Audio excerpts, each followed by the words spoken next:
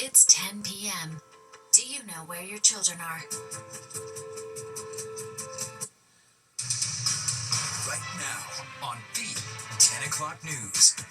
The snow is over for now, but winter's grip is not letting go of the tri-state. The bitter cold and gusty winds will be sticking around through the week, and drivers are adjusting to a new reality, facing a $9 toll commuting into Manhattan south of 60th, and many of those behind the wheel are now looking for new routes to avoid coughing up the cash. Welcome to the 10 o'clock news. I'm Natasha Verma. Steve has a night off.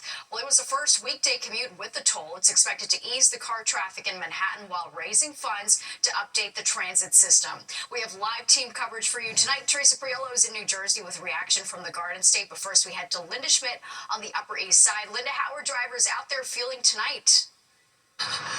Well, they're not happy about this thing at all, and they have been voicing that displeasure for quite some time now. Well, congestion pricing had actually kicked in yesterday. Today is the first full weekday for congestion pricing, and the traffic was lighter today in the city, but we don't know if that had anything to do with congestion pricing.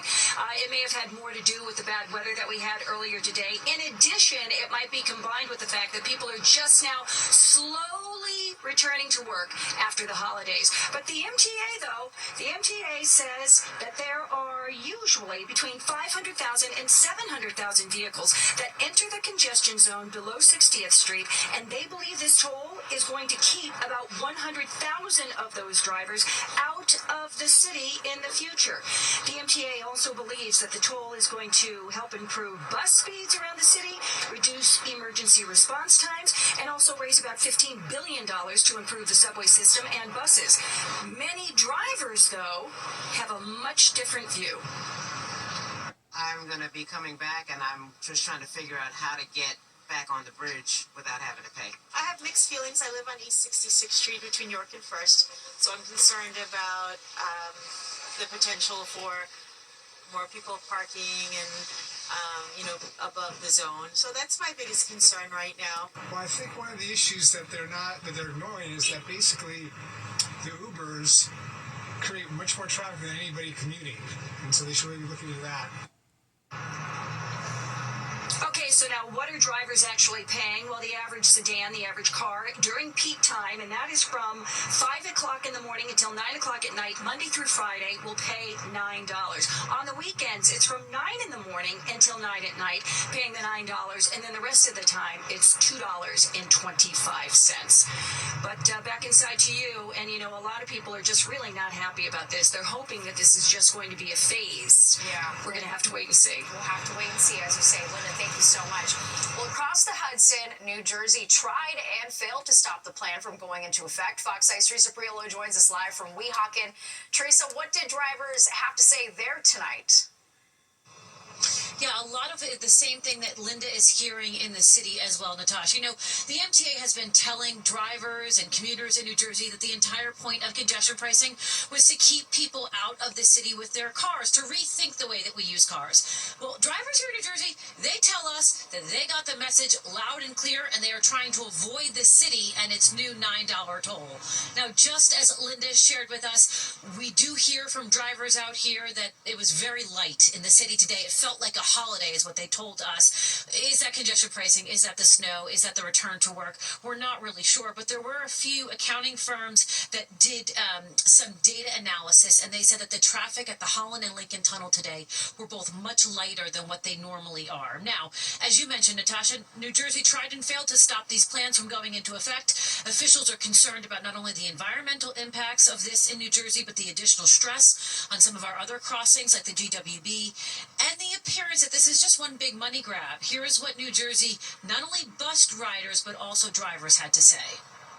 People can't afford it. I mean, if I go to the city today and then I see that empty. City is empty. I mean, nobody's there. It doesn't like I'm in New York today. Well, why do you have to pay to drive your car through a town? Doesn't make any sense. It makes sense to me. I don't know. That is ridiculous. I'm not going in the city a lot because of that. It's going to hurt the city. It's going to hurt businesses.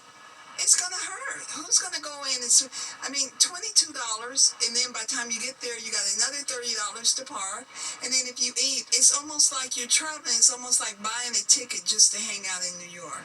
I think it's ridiculous. I think it's against the people from New Jersey. They're trying to make a living. So I totally think it's against us. Quite frankly, we can't justify those charges, so it wouldn't really make sense for someone like myself to drive to the city now. If I could believe that the MTA is actually going to update the trains and whatnot, I can understand it. But I don't think that's going to happen. What do you think they're going to do with the money? Something's going to come up that they need the money, and it's just not going to go right into it like it should. Now, another component of this, we talk a lot about drivers who drive cars, but what about trucks? Drivers get charged once a day. Trucks get charged once a trip. And so, Natasha, people are asking, what is that going to do to goods and services that are delivered in the city?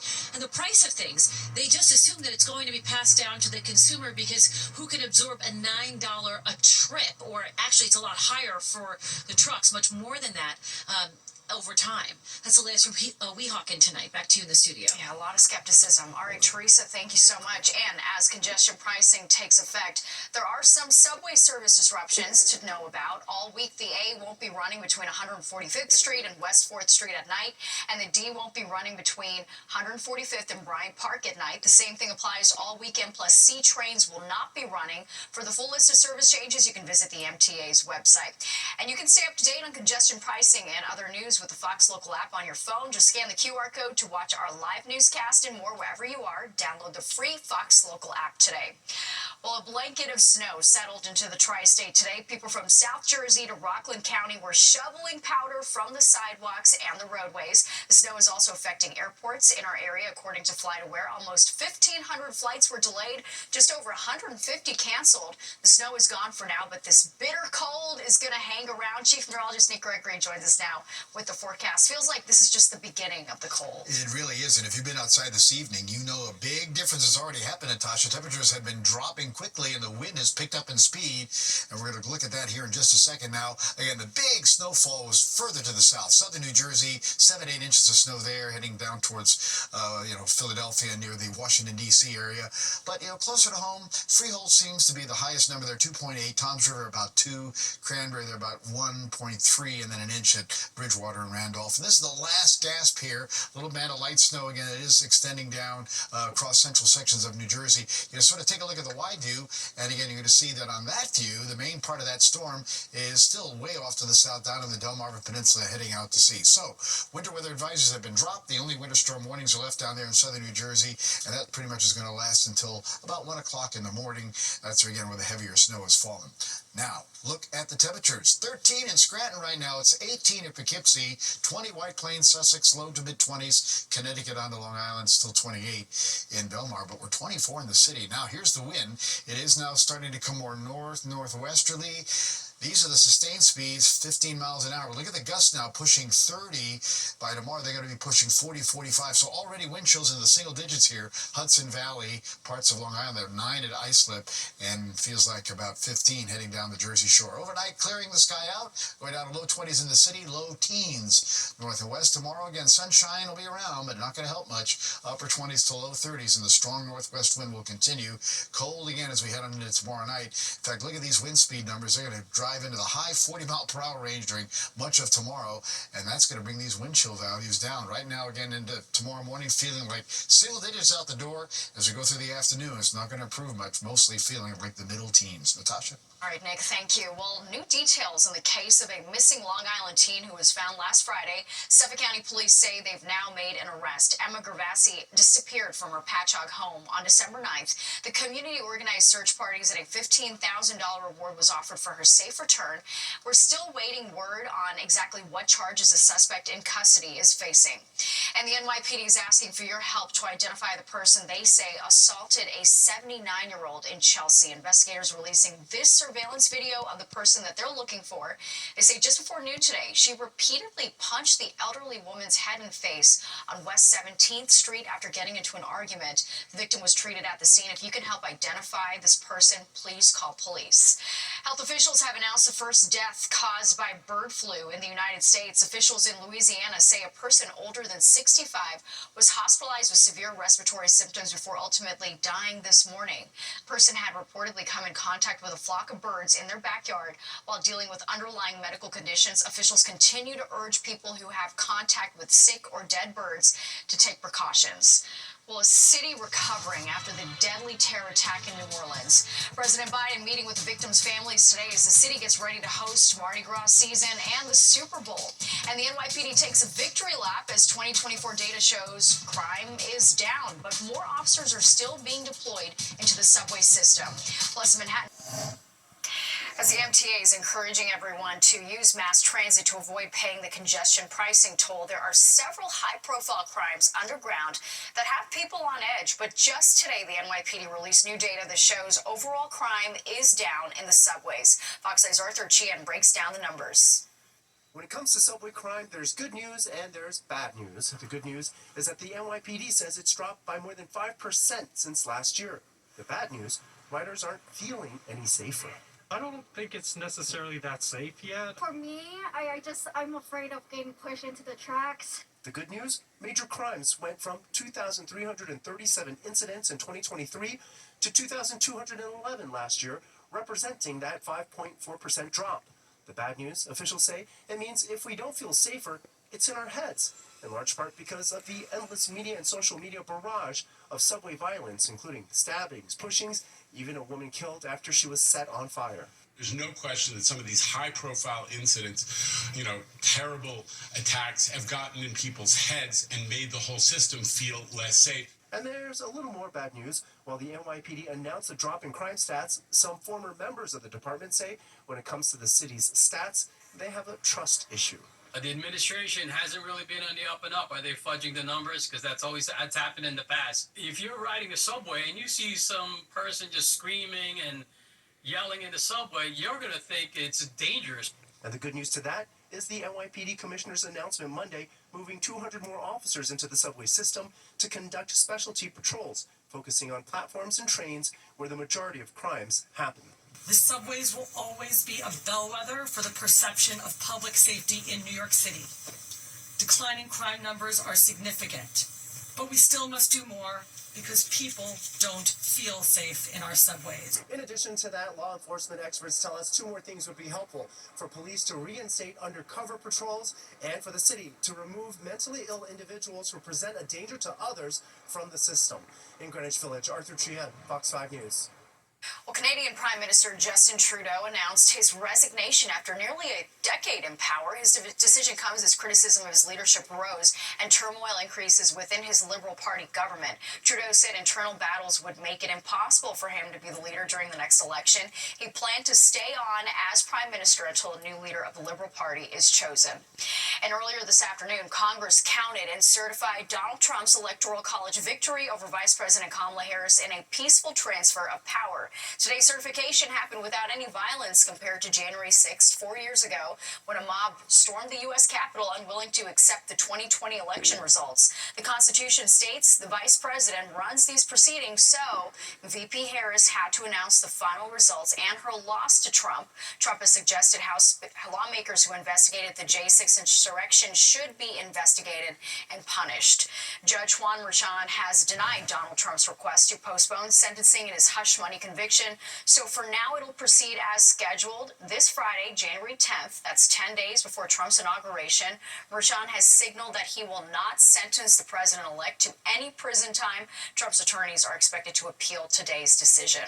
A federal judge is holding Rudy Giuliani in contempt of court for failing to comply with requests for information about his assets related to his defamation verdict, ordering him to pay two Georgia election workers $148 million. The judge says that the former New York City mayor willfully violated a clear and unambiguous order of this court. This comes after Giuliani testified for 3 hours on Friday and again today, explaining the delays in sharing information about his assets. President Biden and the First Lady spent the day in New Orleans grieving with the families of the 14 victims killed in the ISIS-inspired attack on New Year's Day. Fox 8's Kendall Green joins us live in studio with how the city is recovering. Kendall. Hey, good evening, Natasha. President Biden was a calm voice those in New Orleans needed to hear from tonight. Speaking from his own experience with grief, he shared his support for those mourning, certain it will extend beyond his time in office. President Joe Biden and First Lady Jill Biden paid a visit to the somber memorial site on Bourbon Street. He and his wife stood across from the row of crosses lined with flowers, pictures, and letters in honor of the 14 victims killed during the deadly New Year's Day attack, where at least 30 more people were injured. First Lady Jill Biden laid down their own flowers before praying over the memorial, while paying their respect to the victims, among them an aspiring nurse, a single mom, and a former Princeton University football star. It was the President and First Lady's first stop in the city, still in mourning, after Army veteran Shamsuddin Jabbar steered his truck around a barricade and plowed into a crowd before he was shot following a firefight with police. From the memorial in the French Quarter, the Bidens joined congregants and loved ones at St. Louis Cathedral for an interfaith prayer service where he addressed the crowd. I know events like this are hard. The shock and pain is still so very raw. My wife Jill and I are here to stand with you. The last few days have been both tragic and emotional. Emergency declarations were waiting for the president's approval from both the state governor's office and members of Congress ahead of he and his wife's visit. His speech at the prayer service indicated he answered those calls. I've directed my team to make every resource available to federal, state, and local law enforcement to complete this investigation quickly. And though it's harder said than done, Biden encouraged those mourning to find that strength those who call New Orleans home know so well. New Orleans defines strength and resilience. You define it, whether it's in the form of this attack, or hurricanes or superstorms. This city, as people get back up. That's the spirit of America as well. Now, President Biden's visit came roughly a month ahead of the Super Bowl, where the eyes of the country will again be on New Orleans. Officials in Louisiana are not only recovering from that terrorist attack, but working to ensure those who visit the city will be safe. Natasha? Kendall, thank you so much. And the Fox Corporation has made a donation to the Love One Louisiana Foundation. Join us in helping the victims of the Bourbon Street attack. Visit go.fox/NOLA to support these efforts. You can scan the QR code that's on your screen. Well, the snow is over, but the bitter cold is far from gone. Nick is next with a check of the forecast.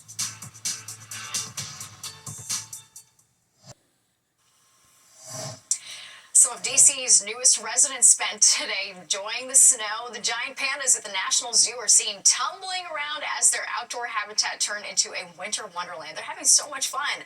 The pair makes their public debut on January 24th. You can also watch them live on the new Panda Cam system that's launching the very same day. All right, let's get a check of the forecast now with Nick. I don't know about you, Nick, but I could watch that video all day long. It's just like little kids I know, playing out that's there in the so snow, much fun. right? Oh, how cute is that? Well, now, again, if you want to play outside, you better bundle up. It has been getting colder and colder now. 24 in the city. That number stretches across Long Island. Look to the north and west. We're already down to 20 or less than that. White Plains up to Poughkeepsie, back over to Scranton, down to 20 at Allentown, and low 20s into Connecticut. So, as we take a look at the wind flow, again, it's picking up out of the north to northwest now. That will increase in speed tonight. It's now 15 to 20 sustained. The gusts are pushing 30. The gusts are going to push 45 or higher. And then tomorrow, we may see a wind advisory get posted again. But for now, let's talk about wind chills, because they are down in the single digits. Even now, feeling like 3 below up there in Sullivan County, Monticello, closer to 10 along the coast. And again, as you head out the door in the morning, the wind gusts are still going to be 35, 40, 45 miles per hour as you go through much of the day. That's going to keep wind chills quite cold. In fact, we'll be looking at wind chill numbers tomorrow morning out the door. Again, in the single digits off to the north here, feeling like 7 below there at Monticello, 2 at White Plains, and again, single digits from the city, even 6 to 7 degrees or so. And the afternoon, with temperatures struggling to get over 30, the wind chills are going to stay mostly in the middle teens. Tomorrow night, again, it's still going to be windy. Those wind chill numbers are going back down to even below zero again up there at Sullivan County, and low single digits just about everywhere else. And we're not going to recover all that much again. Wednesday, a cold day. The air temperature doesn't get out of the 20s, and the wind chill stays again in the low mid-teens. Futurecast, though, doesn't show anything happening, just clear and cold. And again, on the wide view, tonight's snow is kind of shifting off to the south. So overnight low temperatures 22, 23 in the city, low to mid-teens to the north and west with a clearing sky. Natasha? All right, Nick, sounds good. Thank you. Well, it wasn't the news Giants fans. The 10 o'clock news.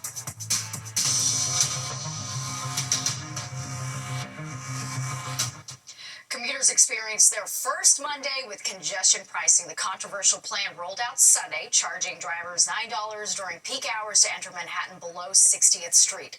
Thanks for staying with us. I'm Natasha Verma. Many drivers are now looking to park their cars just outside the tolling zone in order to avoid the fees. Garages above 60th Street becoming a very popular hotspot. Fox 5's Linda Schmidt joins us live from the Upper East Side with that part of the story. Linda, they always find a way.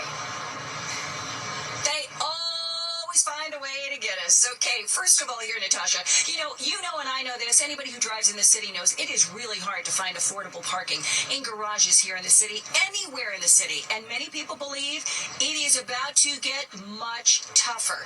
Now, drivers who do currently park in garages above 60th Street, they are concerned that garages are now going to be swamped with people who are trying to avoid paying that $9 toll to drive below 60th. That means there could end up being some stiff competition to get a parking spot in a garage. Every morning, I actually have to wait 30 minutes to park my car. So if there's more people parking here, then I can't get to work. People are going to be wanting to come park up here that work further down. And sometimes the garage in the morning, if you don't come at a certain hour, at a certain time, there's like a line even blocking York Avenue. Well, it's always jam-packed at this lot, but probably going to be more. And many of the people we spoke to are also concerned that the garages that are north of 60th Street are going to start raising their prices because of the expected demand. And nobody wants to pay more money for that. Natasha, back inside to you. Yeah, no way. All right, Linda, thank you so much. And you can stay up to date on congestion pricing and other news with the Fox Local app on your phone. Just scan the QR code to watch our live newscasts and more wherever you are. Download the free Fox Local app today. Well, fresh off her decision to bring back congestion pricing, Governor Hochul announced a plan to invest in Metro North's Hudson Valley line. Hochul says the plan would increase capacity, reduce delays, and cut travel times by up to 15 minutes for certain trips. Capital improvements include signal and track upgrades, adding a third track, and connecting service to Penn Station. Hochul will talk about the plan in her State of the State address on January 14th. Forfeit after 4. It's the new law here in New York State. After 4 DWI convictions, a driver will lose their license for good. Fox 5's Jody Goldberg is in Long Island, where some say this is still too lenient.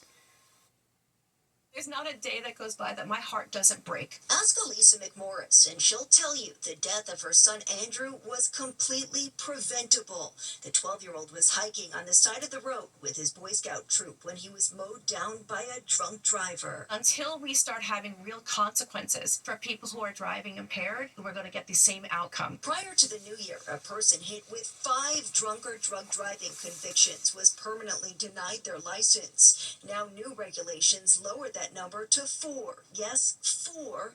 A number that McMorris says is still too many. The wheels of justice are moving entirely too slow. Every day, about 37 people here in the U.S. die in drunk driving crashes. That's one person every 39 minutes. This according to the National Highway Traffic Safety Administration. That says in 2022, more than 13,000 people died in alcohol-impaired driving traffic deaths. I did not have to lose my child. My daughter did not have to lose her brother. My husband did not have to witness his son being killed. Long Island has seen its fair share of deadly DWI crashes. The man who drove the wrong way before killing two young aspiring tennis players from Roslyn pleaded guilty just last week. And another man accused of driving drunk before plowing into a nail salon, killing four, had a prior conviction, according to prosecutors. I leave room for an error once. 201 shouldn't be DWI at all. A spokesperson for the DMV says there are already stringent penalties in place for repeat impaired drivers, including the possibility of permanent license revocation for 3 convictions or chemical test refusals within a 10-year period. I think that we need to do better. McMorris will continue to call for change and won't give up until that happens. I made a promise as a mom on his deathbed to end this, and I will. On Long Island, Jody Goldberg, Fox 5 News. Well, the FDNY holding a promotion ceremony today for 43 EMS members. They gathered at St. John's University in Queens this morning. FDNY Commissioner Robert Tucker presided over the event.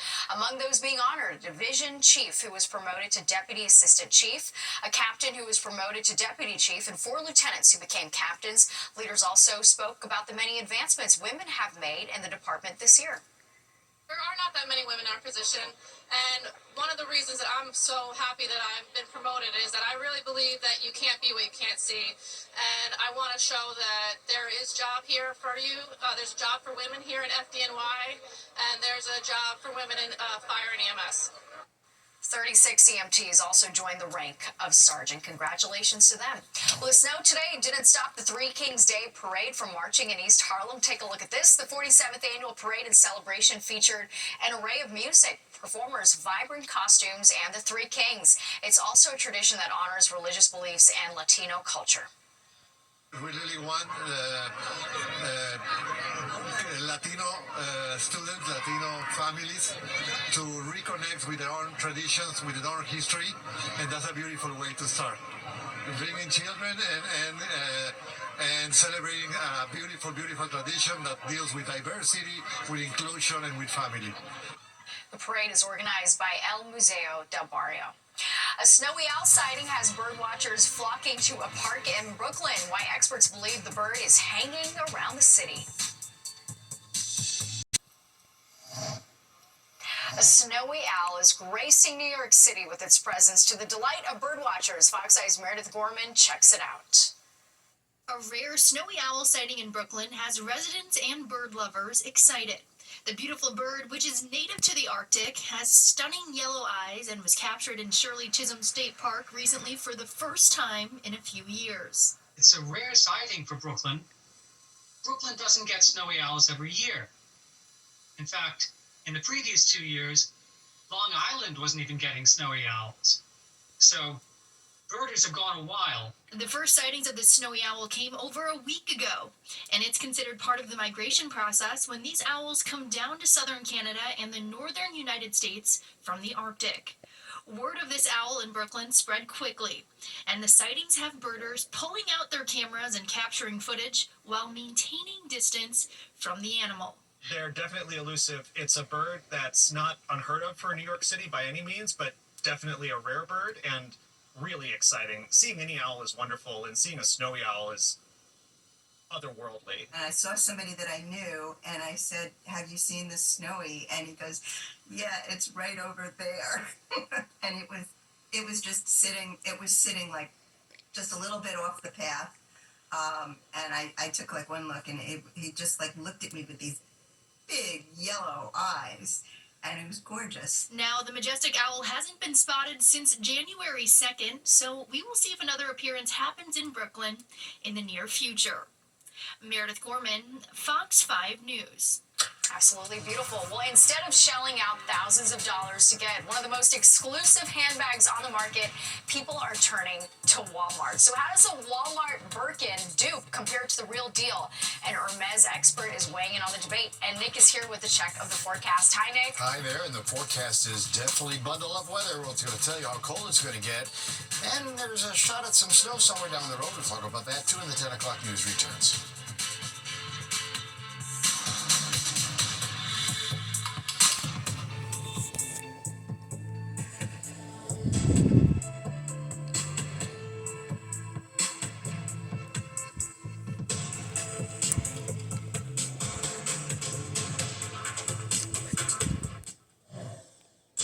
Fox 5 brought to you by... Whatever you want from me, you're not gonna get it. You're gonna have to fucking pay me. Because I'm not giving it to you.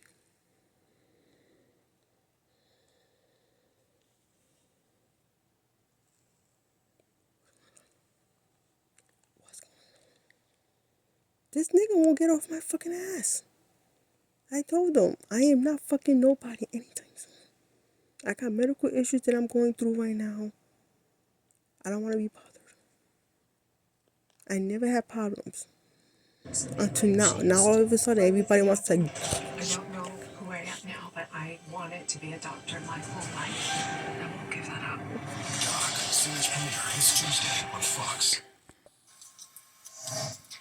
Well, fashion lovers often spend years and thousands of dollars at designer store Hermes just to get the opportunity to purchase a Birkin bag.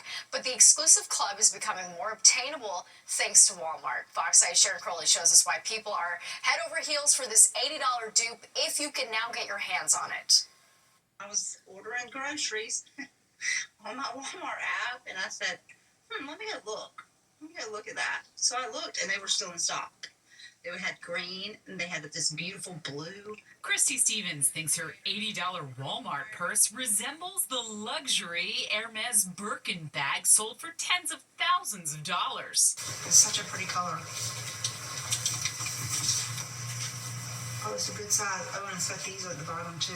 Social media has dubbed Walmart's Birkin lookalike the Workin'. Short for Working Girls Birkin. The Workin' is so popular, Christie's TikTok about her find went viral within hours. 9 million people and counting have now viewed her post. $80. You can pretend that you got a Birkin. I don't care if it's real. I just like the color, and I like the shape, and I like to put it, that I can put it on my hand. It's a cute little bag. Even though the bag looks similar to the real thing, it does not necessarily violate any laws. They're obviously trying to, maybe play off of the design without necessarily infringing either the trademark, the logo, or a design pattern. Seth Berman is the director of the Intellectual Property Department at his law firm. Just given the general shape of the bag and hardware being similar to the Birkin bag, without use of the trademark or logo or any other pattern, wouldn't necessarily infringe any intellectual property laws. Walmart's bag has been sold out since before Christmas. A spokesperson for the retail giant could not say when it might be back on the shelves. I've never had my hands on a real Birkin, so I can't tell you, but to me, it feels like leather. The Birkin has become a celebrity status symbol of success and wealth. Despite that, shoppers like Christy say they're just fine with something far less expensive. So I live in small town USA. If I was walking around with the $10,000, $20,000 bag, people would be like, what is she doing? Sharon Crowley, Fox 5 News. All right, let's get a check of the forecast now with Nick. Nick, I'm sorry to say the Workin' is out of stock. I just checked on the Walmart app. I know. I'm going to hear it from the household, right? Everybody's going to want one when they come back into stock. So We'll see what happens. Well, hopefully what you have in stock is a nice warm coat for the next couple of days. It is going to be cold and windy. It's already started that way. The snow is over as we take a look at LaGuardia Airport. And again, you can see temperatures that are going to be tumbling. 30 the high, 28 the low. Actually, our new low now at 24 degrees where we've been at since the top of the hour. 40 and 29 is the average. We will not get back there. Probably not at all in the 7-day. We'll get close maybe on Sunday or Monday to that 40-degree mark, but we'll see. 72 -2 in the records department. Should be pretty sunrise. 720 down at 444. And you'll see all of it tomorrow, but it's not going to help, as you'll see. There's our new low, 24 with a cloudy sky. Winds picking up out of the north-northwest. Humidity drying out. Pressure low, steady. And starting to recover soon to 29.65. But the temperatures are not recovering. They're going the other way. Low 20s Bridgeport, 18 now Poughkeepsie, 13 Scranton, back to 24 in the city, high 20s Jersey Shore, mid 20s across the island. And again, these temperatures anywhere 6 to 8 degrees colder, again, depending upon where you are. And like I said, the wind now shifting more northwesterly or north-northwesterly, picking up in speed, averaging up to about 15 miles per hour. But look at the gusts still pushing now, 30 at Islip, 31 in Trenton. Those gusts are going to get even higher than that. that. So currently, wind chills, while they're in the teens around town, you get outside of the city, those numbers drop off into the single digits. All right, highs today, not so high, right? Upper 20s, Hudson Valley into Connecticut, low 30s from the Hamptons to the city, back to about 30 into Allentown, eastern Pennsylvania, and was all through the Northeast rather cold. Albany stopped at 19 today. 27 Rochester to State College, right at the freezing mark, Washington, D.C., where they've had about 7 inches of snow. And then we have the high 20s again, Cleveland, westward, Chicago there at 30. But Nashville there at 56, but that's not going to last long because the cold air is moving southward as well. Well, speaking of moving southward, this is the back edge of the snow, so you're still getting a little bit of light snow, central southern New Jersey, and then that's going to kind of move along as the storm is now pretty much well offshore here and moving away. But in the wake, between that and that area of high pressure building down from the Arctic, well, that's going to get the strong northwesterly airflow going for the next couple of days. The wind will not abate at all, and the temperature will not recover either. So be prepared for that. Overnight lows heading down low to mid-teens, north and west with the sky going mainly clear. Low 20s in the city, out the door, closer to 20 on Long Island and along the coast there down the Jersey Shore. We're only going to get back to about 32 or 33 tomorrow afternoon at best. Stays in the 20s, North Jersey, Hudson Valley, still very windy weather tomorrow night. Again, back down teen suburbs, low 20s midtown, and I don't think we're going to get out of the 20s in most areas as we head on in towards Wednesday. Look at the wind gusts, again, overnight into tomorrow morning, gusting 42, 48 miles per hour going through the day. Somebody's going to hit a gust of about 50 miles an hour. That's going to last into tomorrow night, still windy, and look at Wednesday, we're still seeing gusts into that 40-plus degree range, while wind chill numbers out the door tomorrow, single digits pretty much. All right, 23 in the city tonight. Again, teens as you get to some suburbs. Tomorrow with the sunshine, don't look for much of warmth there, only 32. 29 Wednesday, and again Thursday, overnight lows closer to 20. Still a strong gusty wind. We'll get back above freezing on Friday. Got to watch a storm. Potentially, it could be a big storm, or it could go off to our south. Still a lot of data needs to be observed on that. We'll let you know more the closer we get to it. Stays cold Sunday and Monday. Natasha? All right, we'll be watching. Nick, thank you. 2 major live streaming networks are joining forces under a new deal. How the merger is expected to impact over 6 million Hulu and Fubo subscribers.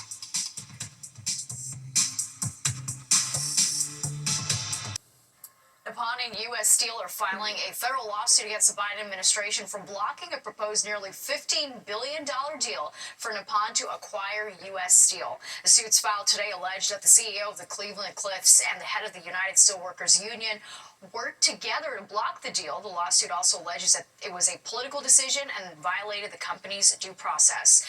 The U.S. government is suing a division of Warren Buffett's Berkshire Hathaway, claiming it pushed borrowers into accepting unaffordable loans. The lawsuit against Clayton Homes Manufactured Housing Division alleges they ignored, quote, obvious red flags to those who were seeking loans and were unable to afford them. The lawsuit is seeking restitution for harmed borrowers and civil fines.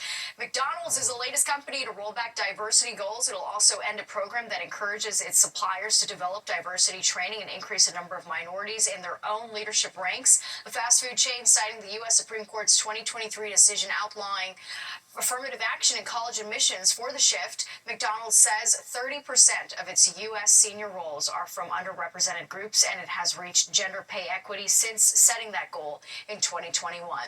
Disney's Hulu Plus Live TV is merging with sports streamer Fubo. Both allow customers to stream live broadcast and cable networks. They'll still be available to separate offerings once the deal closes. The companies say that Fubo has also settled all litigation involving the sports streaming platform Venue Sports, which was planned by ESPN, Fox, and Warner Brothers Discovery. Cinemark has announced a bring-your-own popcorn bucket deal. The movie theater chain says literally anything can be a popcorn bucket for National Popcorn Day on January 19th, as long as it can hold up to 400 ounces, which is equivalent to 2 extra-large popcorns.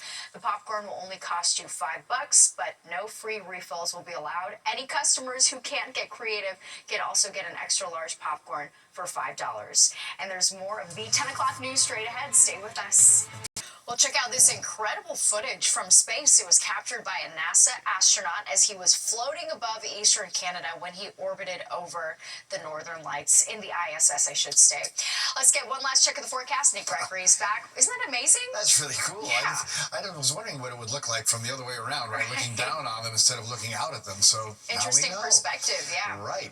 Well, look for it to be a very cold night ahead here, Natasha. Low teens north and west, low 20s in the city, about 20 along the coast. Sky will go mainly clear, though, but the wind is going to stay strong and gusty right through the next couple of days. Tomorrow, only upper 20s to low 30s. Wind chills will stay in the single digits and teens. And then again, Wednesday, Thursday, struggling to get to 30. Still a strong gusty wind. Back to above freezing on Friday. Got to keep an eye on Saturday. You know, a storm, one model brings us a pretty good-sized snowstorm, but 2 or 3 of the other models say, no, it's going to probably pass off well to the south and not really develop. So something to watch as the week goes along, and we'll see what happens. All right, sounds good, Nick. Thank you, and don't go anywhere. Good night, New York, with Crystal Young and Ryan Christopher is next at 11, and you do not want to miss it.